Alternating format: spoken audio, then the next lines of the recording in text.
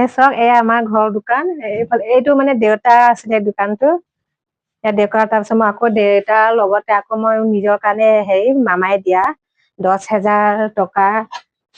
লৈ মই এয়া পাচলি হেৰি কৰিলো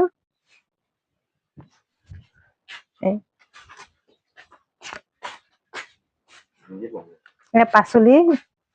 সন্মুখতে দি দিছো আৰু দেউতাৰ লগতে একেলগে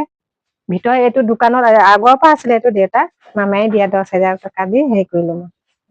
আমাৰ গোটৰ 12 জনী আছিলে 2জনী বেলেগ দোকান দিছে হেৰি পকৰি চকৰি তেনেকুৱা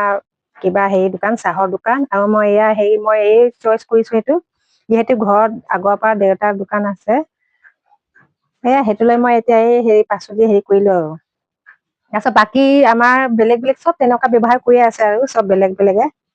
কিছুমান হাঁহ পুহিছে লৈ পেলাই তাৰপিছত কিছুমান কুকুৰা মই এই পাচলি হেৰিতে কৰিছো আৰু কিছুমানে গাহৰি পুহিছে তাৰপিছত কিছুমানে ছাগলী হেৰিও পুহিছে আমাৰ ঘৰৰ ওচৰৰ বৌজনী মই আগৰ পৰা হেৰি দিম মই আগৰ পৰা চইচ কৰিছো যে মই হেৰি পাচলি দোকান দিম বুলি সৰুকে সেইকাৰণে দি দিলো আৰু মামাই দিয়া 10,000 টকা লৈ আপোনালোকে কি কৰিছে কমেণ্ট বক্সত জনাই দিবচোন এই দোকানটো বাৰু দেউতাই হয় আগৰ পৰা আছে এইটো বহুত দিন হ'ল দেউতাই আগতে মানে প্ৰথম মাৰ লগত মিলি আগত বন্ধন বুলি হেৰি এটা ওলাইছিলে এই বন্ধনৰ হেৰিতে টকা লৈ পিনে মাহঁতে দেউতাই সেইটো বনাইছিলে তাৰপিছত এতিয়া চব বন্ধন চন্ধন এতিয়া এৰি দিলে আৰু এতিয়া নিজৰ হেৰিতে ইয়াৰ পৰা মানে যিমান লাভ হয় যিমান হেৰি টকা আহে মানে অলপ অলপকে তেনেকুৱা মানে বঢ়াই আছে আৰু দেউতাই আগতে সৰু মৰু আছিলে অকণমানি এটা দোকান আছিলে প্ৰথমতে এই ৰাস্তাৰ কাণতে যিহেতু এতিয়া ঘৰৰ সন্মুখতে আছে দোকানটো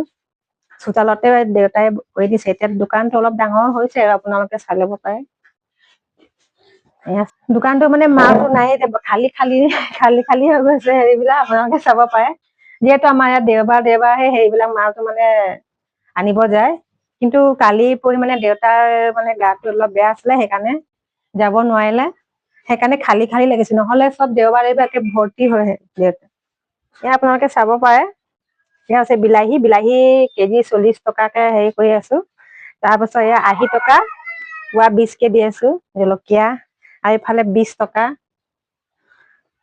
আৰু বেঙেনা দিছো আপোনাৰ 40 টকা তাৰপিছত উৰহি দিছো